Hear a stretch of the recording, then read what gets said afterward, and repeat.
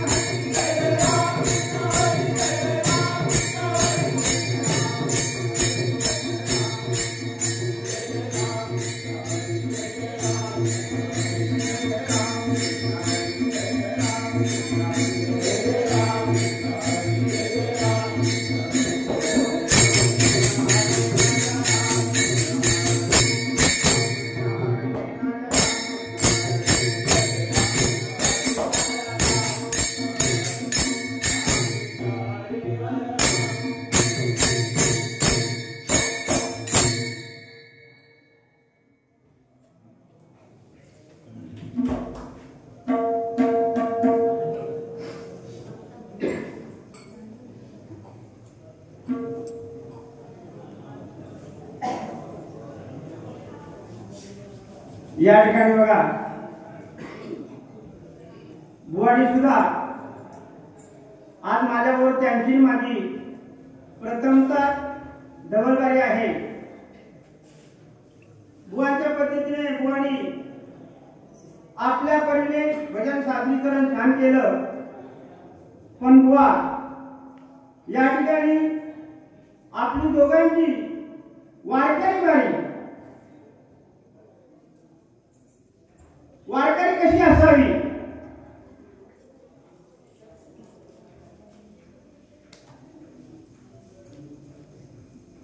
आणि या ठिकाणी आपण वारकरी भजनाचे भजनी बुवा म्हणून या ठिकाणी आजच्या बारीतात मी बुवा म्हणून ताबा घेतला, तर रूपाचा अभंग घेताना बुवा रूप पाहत आलो तरी सुख झाले व साधने, आणि त्यानंतर बहुत सुकृताची जोडी म्हणून विठ्ठल या आवडी। बघा भजन रेकॉर्ड केलेला आहे बुवा, तो हा विठ्ठल बरोवा आणि तो हा माधव बरोवा, सर्व सुखाचे आगर बापर कुमा देवी वर। या शेवटच्या अभंगाला शेवटच्या चरणाला तुम्ही तो हा विठ्ठल बरोवा, तो हा माधवा बरोवा असा अभंग म्हणून चरण म्हणून तुम्ही तो अभंग पूर्ण केला बुवा। असं असू नये बुवा, मी तुमची तशी म्हणजे मोठी चूक झाली असं काय म्हणजे हे करत नाही, पण तुम्ही माझ्या बरोबर जोडीला आहात, माझे जोडीदार आहात तुम्ही। डबल बारीमध्ये असं असू नये, वारकऱ्यांकडून अशी चूक होऊ नये म्हणून सांगतोय बुवा। मी एवढा मोठा बुवा नाही आहे, माझ्यापेक्षा तुम्ही आपण थोर आहात, चांगल्या बाऱ्या केलेल्या आहेत, संगीत आणि वारकरी भजनातून आपलं नाव लौकिक आहे बुवा, असं असू नये। आता आमचा रूपाचा साधाच्या वारकरी चालीवर अभंग येतोय बुवा। रूप पाहता लोचनी रूप पाहता लोचनी,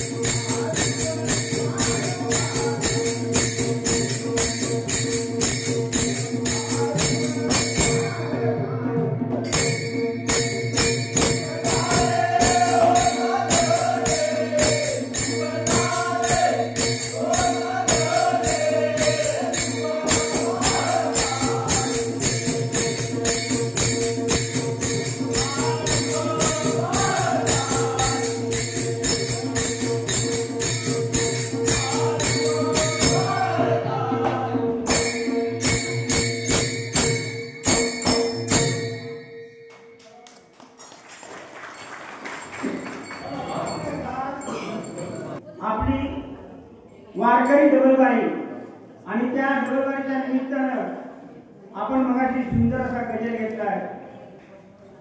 खरोखरच वेगवेगळ्या चालीरीतीमध्ये विठू दांडूचा खेळ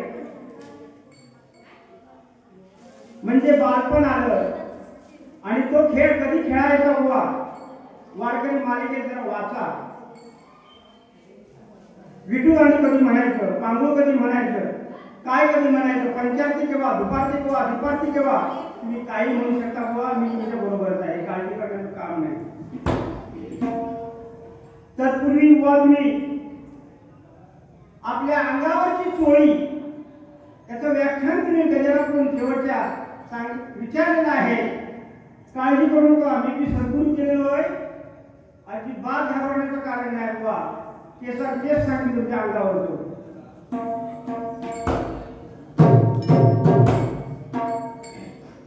आता बघा, बाल्य तारुण्य आणि म्हातारपण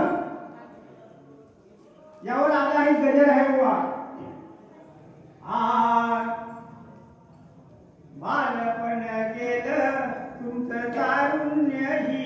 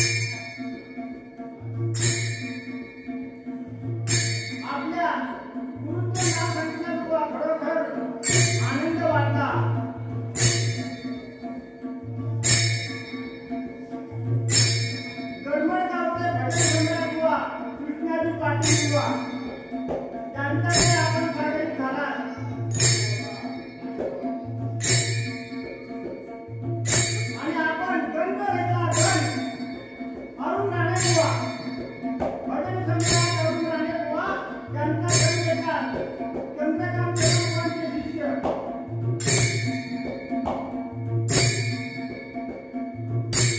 कृष्णा पाटीलचं नाव घेतला भजनामध्ये बराच फरक आहे बुवा. पाटील म्हणून आम्ही काहीतरी शिकलेलो आहोत बुवा.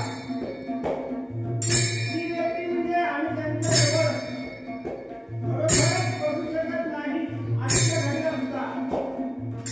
अशी ही नावलौकिक व्यक्ती कृष्णा पाटील म्हणा किंवा मनोहर बांबरकर म्हणजे कुंभार बुवा. अशा महान व्यक्तींचं ज्यांनी नाव घेतलं त्या नावाप्रमाणे या ठिकाणी भजन केलं तर कुठेतरी भजन पाहिजे बुवा.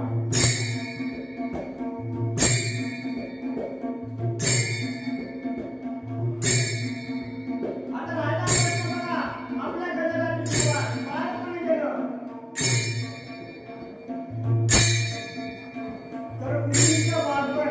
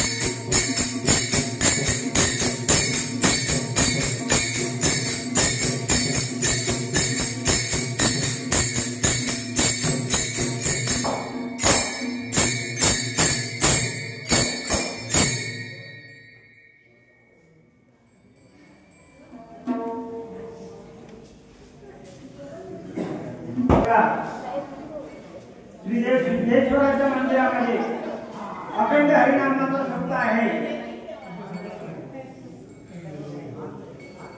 तर त्या सिद्धेश्वराचा अभंग आहे बघा.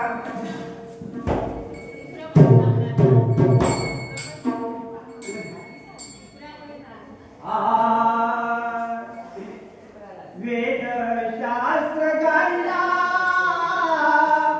पुराणे वर्णिला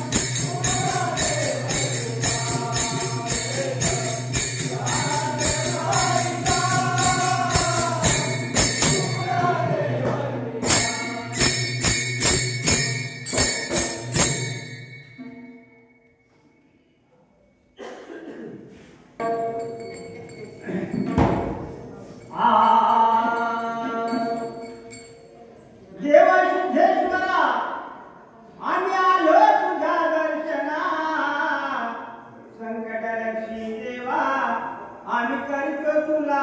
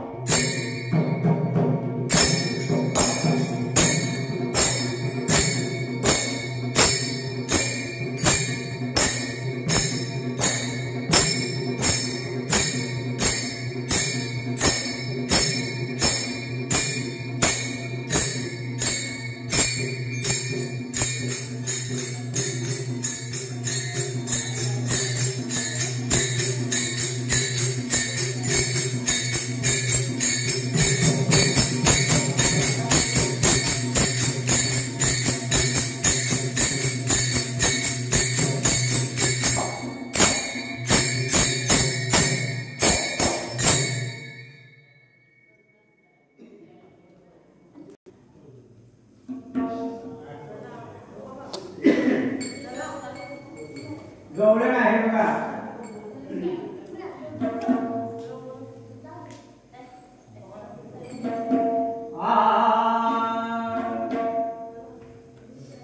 शिखविने तुझा राधा राधिके, शिखविने तुझा राधा.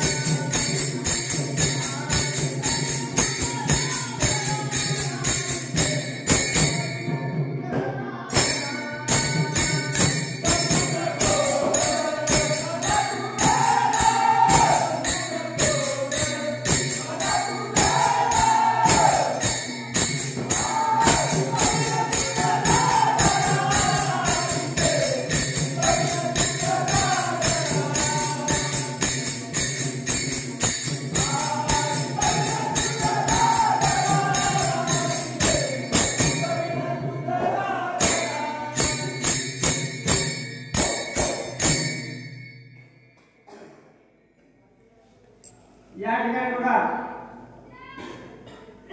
कासाडे नाव संपवडी सर्व भजन मंडळी या ठिकाणी उपस्थित आहे। मी माझ्या धारेश्वर कासाडी भजन मंडळ कासाडे आरेवाडी या मंडळाच्या वतीने त्यांचे स्वागत करतो। धन्यवाद।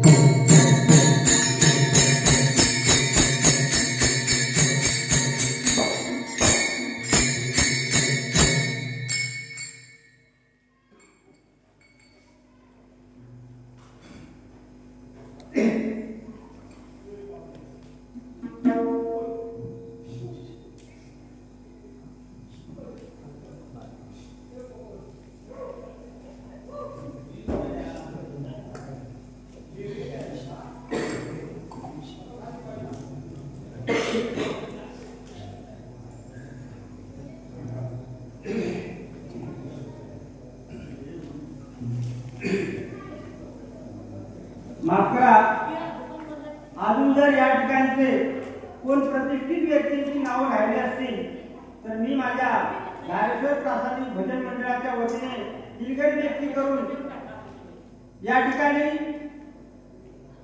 ज्यांचं नाव घ्यायची राहिली असतील अशाने कृपया राग मानू नये। धन्यवाद।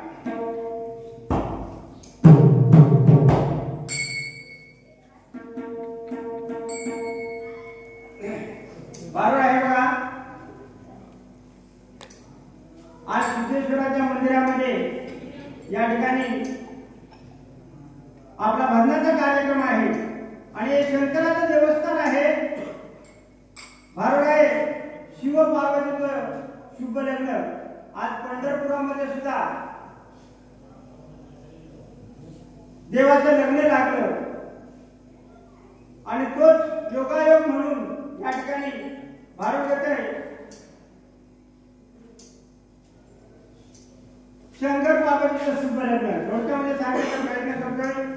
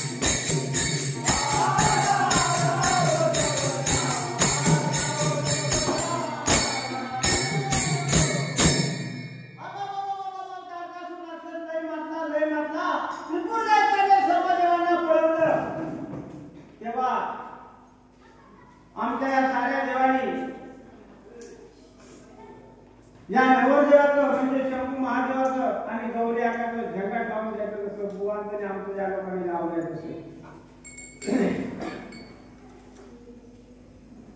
झंगाट लावलं म्हणजे झंगाट लावल्यानंतर त्यांच्यापासून एक बालक जन्माला येईल आणि या असुरांचा नाश करून टाकेल म्हणून या ठिकाणी नंतर झंगाट लावलं बघा. लाविले झंगाट कसं लाविले झंगाट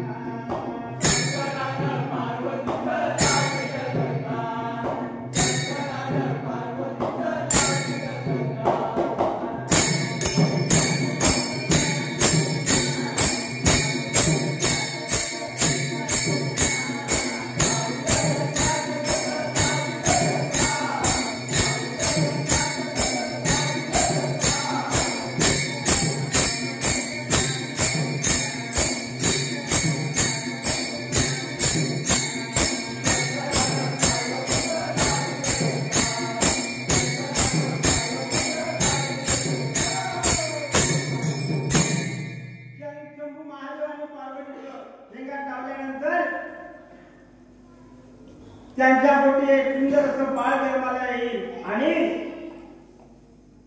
त्या असुरांचा नाश करून टाकेल. म्हणून बघा पार्वती शंभू महादेवाला म्हणते, काय म्हणते बघा, माझ्या संग लगीन तुम्ही करा हो, माझ्या संग लगीन तुम्ही करा हो.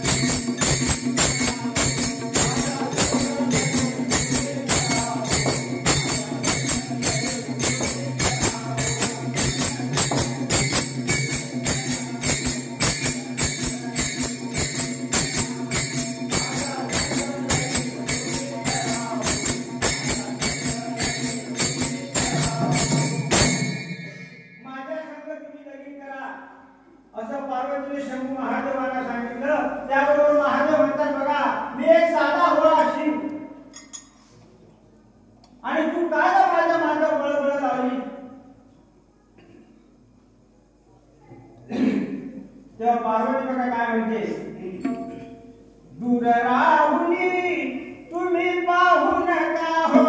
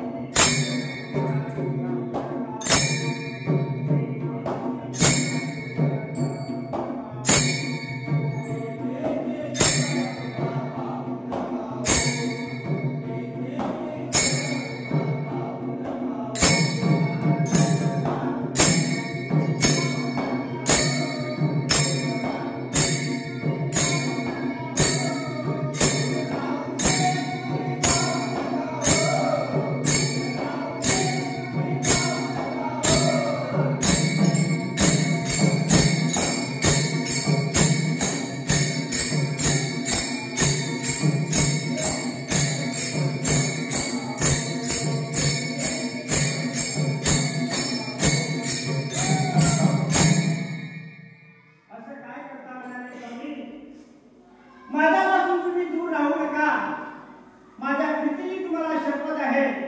त्याबरोबर शंभू महादेव पार्वतीला म्हणतात, अगं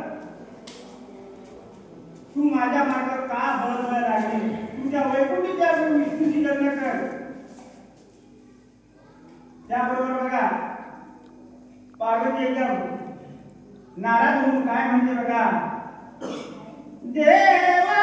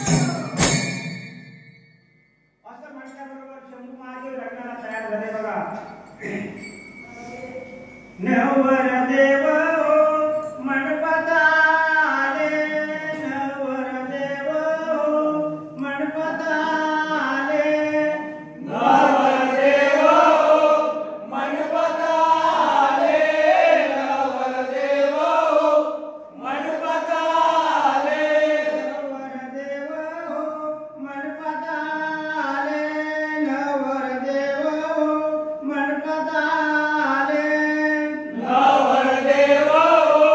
मंडपात आले, नवरदेव मंडपात आले, आले हो लग्नाला, आले हो लग्नाला, आले हो लग्नाला, आले हो लग्नाला, आले हो लग्नाला, आले हो लग्नाला, आले हो लग्नाला, आले हो लग्नाला. नवरदेव मंडपामध्ये आलेले आहेत. त्याबरोबर बघा सर्वांना अक्षता देऊन निमंत्रित करतो. या या या तुम्ही लग्नाला या, तुम्ही या या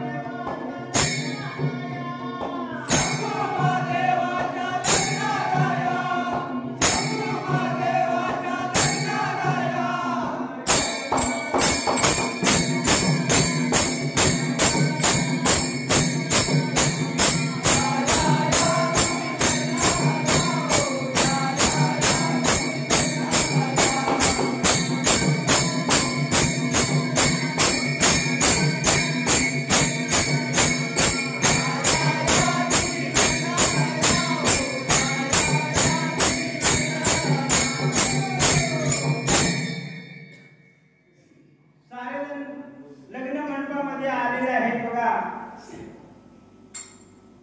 देवगुरु बृहस्पती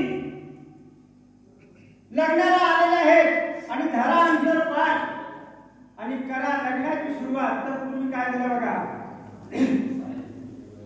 आपण बघा ज्यावेळी नवरा मुलगा बघायला जातो, पूर्वीची जाणकर मंडळी अशी नवरदेवाच्या बघायला जायची आणि त्याच्यानंतर त्यांची हळद लावून व्हायची. साखरपुडा झाल्यानंतर लग्नाच्या अगोदर हळद लावायची आणि हळद लावल्यानंतर त्यावेळची पद्धत होती जुनी जुनी जाणती दानशूर आणि हुशार अशी माणसं होती. तर त्यावेळेला त्या मुलाचं वय कसं ओळखायचं हे त्यांना माहित होतं. म्हणून हळद लावताना बघा काय झालं, जुनवट जुनवट केस ये, जुनवट जुनवट केस ये, जुनवट जुनवट केस ये, जुनवट जुनवट केस ये, जुनवट केस ये, जुनवट जुनवट केस ये, जुनवट जुनवट केस ये, जुनवट जुनवट केस ये. त्यावेळी दुसरी काय म्हणते बघा, तुका कसा समाज लागे बये, तुका कसा समाज लागे बये, तुका कसा समाज लागे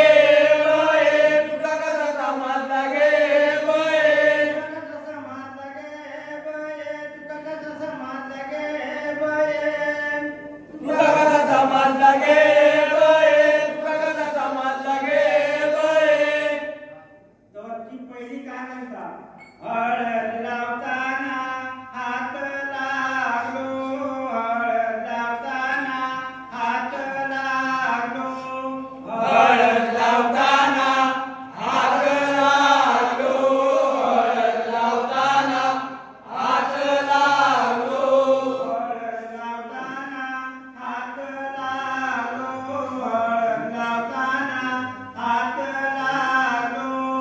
हळद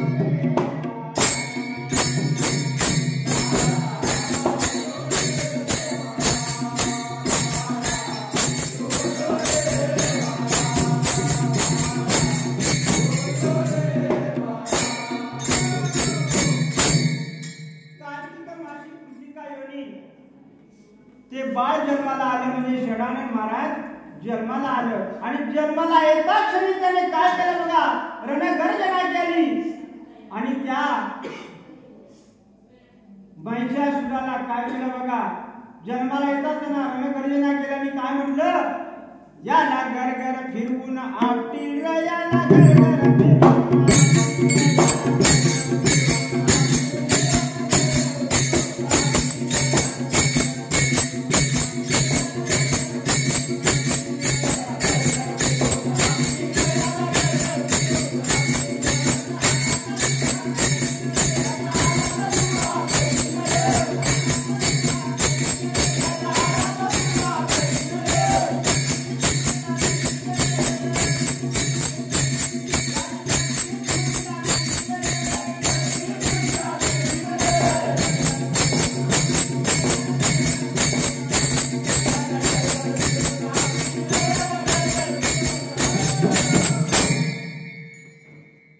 त्याबरोबर बघा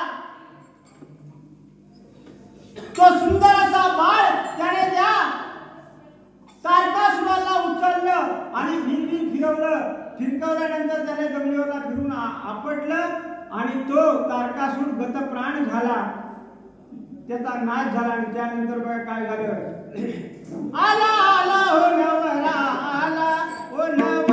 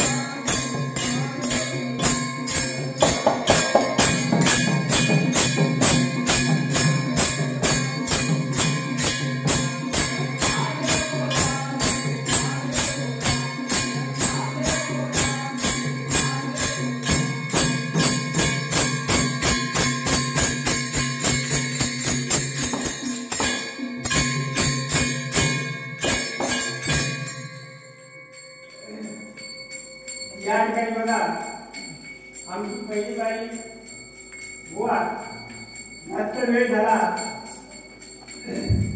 कारण मला ही बाई होती म्हणून हा वेळ आलेला आहे। आणि जर तुम्ही बुवा तुमचं सर्व मला काय म्हणजे जो शेवटचा तुम्ही प्रश्न बदलले काय पदासारखं म्हटला ते मला चांगलं ऐकायला आलेलं नाही, तरी पण तुमची येण्याची दिशा कुठली असं काही तुम्ही विचारला आणि जाण्याचा मार्ग शोधा, बरोबर ना बुवा? पूर्वेकडून आलो बुवा आणि पश्चिमेला जाणार, बरोबर असले तर बरोबर म्हणून सांगा, चुकीचं असले तर तुम्ही आम्हाला ती चूक सुधरून सांगा। आणि तुम्ही जे या नरदेहावरचं जे नवटिकल्यांची चोळी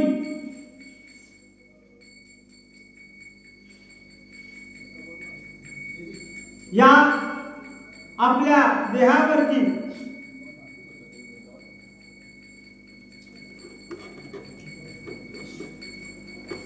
जे नव दरवाजा आणि 10वा गुप्त आहे आणि त्यावर घातलेली जी चोळी आहे ती चोळी एका ठिकाणी बुवा शिवलेली आहे।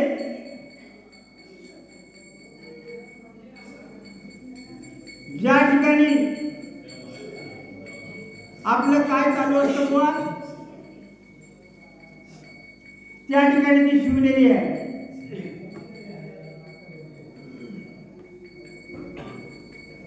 बाकी काय विचारलं असेल आणि माझ्याकडून जर का मला ऐकायला आलेलं नाही चांगलं बाहेर याच्यातून आपण सांगू शकता, मी नंतरच्या वारीमध्ये सुद्धा राहिलेल्या प्रश्नांची तुमची उत्तरं देऊ शकतो। तर तुम्ही माझा प्रश्न बुवा तुम्हाला असा आहे, मी मोठा भजनी बुवा म्हणून तुम्हाला प्रश्न म्हणून घालीत नाही, पण एक मार्गदर्शन म्हणून, कारण माझ्यापेक्षा तुम्ही थोर आहात, बराच अनुभव तुम्हाला आहे, माझ्यापेक्षा तुम्ही बऱ्यांचा अनुभव घेतलेला आहे। आपल्या गळ्यामध्ये जो टाळ आहे, टाळ बुवा,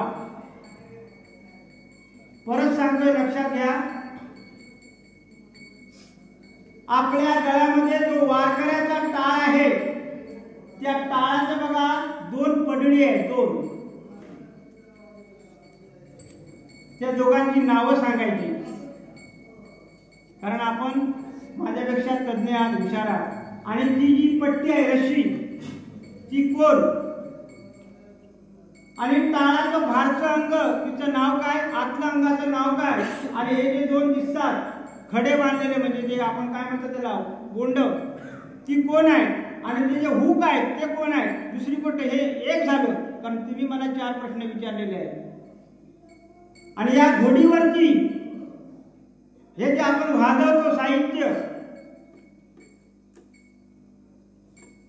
या बाजूची 8 घरं आहेत आणि ह्या बाजूची 8 घरं आहेत, त्यांची नावं सांगा बुवा। तुम्ही वारकरी आहात, वारकऱ्याने आपण वारकरी भजन करतो आणि त्या वारकऱ्याची माहिती पाहिजे वारकऱ्याला। मी एक तुमच्यापैकी अज्ञान वारकरी आहे, मला काय माहिती नाही म्हणून माझ्यापेक्षा तुम्ही मोठे आहात म्हणून तुम्हाला विचारतो, बाकीचं यातलं काय सांगू नको, पण एवढंच सांगा यांची नावं सांगा। पुंडलिका वरदे